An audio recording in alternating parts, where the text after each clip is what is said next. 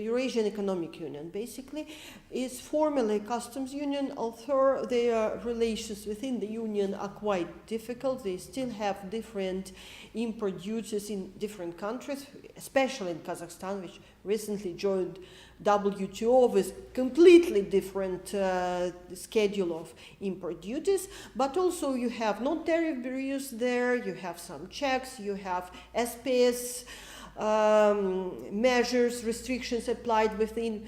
Look at the Belarus-Russia relations. They are very peculiar, although they are formally not even in customs union, they are in the union state, but trade wars between them still exist. And I am really puzzled how their customs works, which doesn't exist, but still stops trade. I don't know how it works, but somehow it works.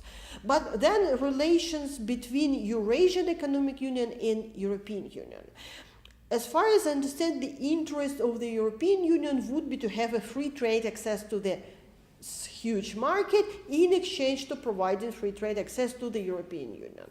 But there were quite long consultations, as far as I understand, informal, in Austria in frame of the project under the auspice of EASA.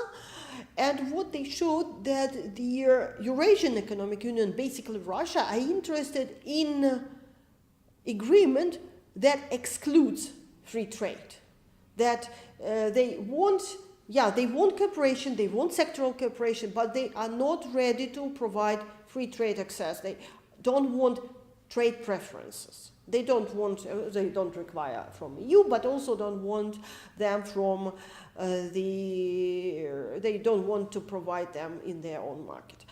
And basically it is a question whether it is interesting to the EU. Plus, okay, also, once again, I am Ukrainian. I am really concerned with security, including energy security, and the situation with Nord Stream 2 is one of the cases where we are, and I am, and the Ukrainian community is really concerned.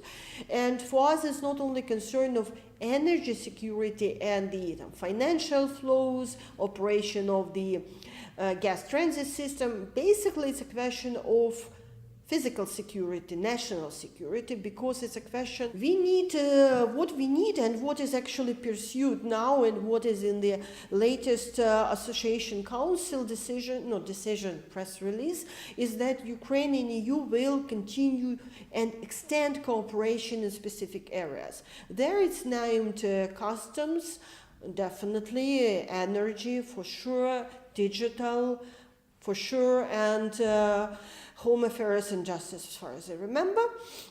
But also I would suggest, for example, transportation networks. It's developing now in parallel, but still it's very important part of the interlinkages that has to be taken into account. Between the European Union and Eurasian Economic Union creates some discomfort in terms of the national security terms. But that's okay. That's our interest, and for European Union, the question: what is in real interest of the European Union?